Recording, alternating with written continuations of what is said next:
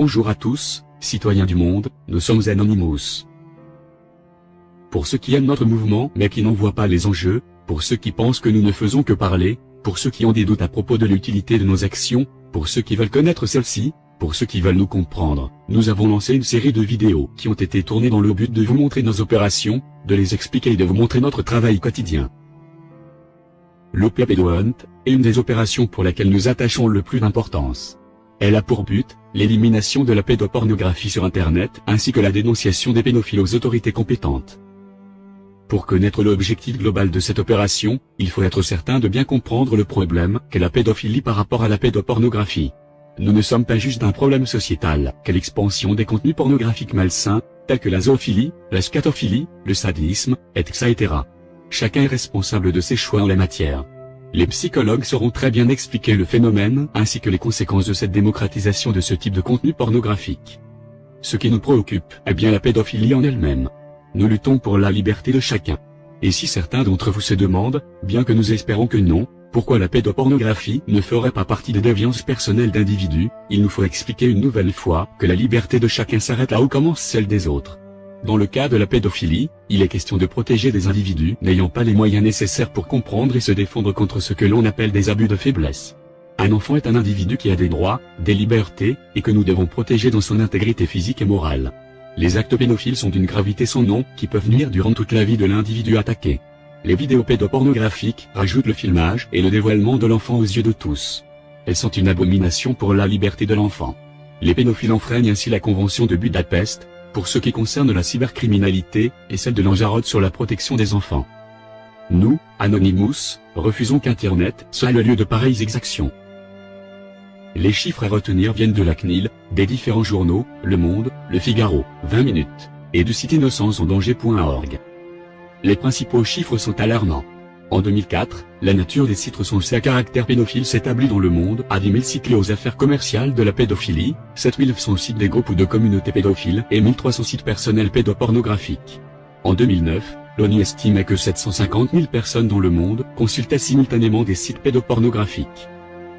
Il est grand temps d'agir en voyant que ces chiffres augmentent tous les ans. Aujourd'hui, 4 millions de sites internet mettent en ligne des photos de jeunes mineurs, y compris des enfants de moins de 2 ans, selon des chiffres d'UNICEF. Il faut aussi savoir que 200 nouvelles images pédopornographiques sont quotidiennement mises en circulation, selon l'ONU. On estime que ce marché rapporterait chaque année entre 3 et 20 milliards de dollars. Pour les êtres humains que vous êtes, pour les enfants victimes, s'il vous plaît, agissez. Il n'existe pas 36 moyens d'action. Lorsque vous tombez sur un contenu pédopornographique ou faisant son apologie, lorsque vous voyez un internaute suspect, le seul et unique réflexe à avoir est de signaler. Il faut savoir que dans ce cas, tout téléchargement ou partage de dit contenu est passible d'une forte amende. Il est donc important, par exemple, de ne pas partager le lien quand bien même vous y ajoutiez un commentaire choqué. La FPI fondée en 1997, qui compte parmi ses membres Orange, SFR, Bouygues Telecom, Google, Facebook, Twitter et Microsoft, a créé un service de signalement en ligne des contenus illicites, www.pointdecontact.net. Tout comme l'opération ISIS, les traitements des demandes peuvent mettre du temps.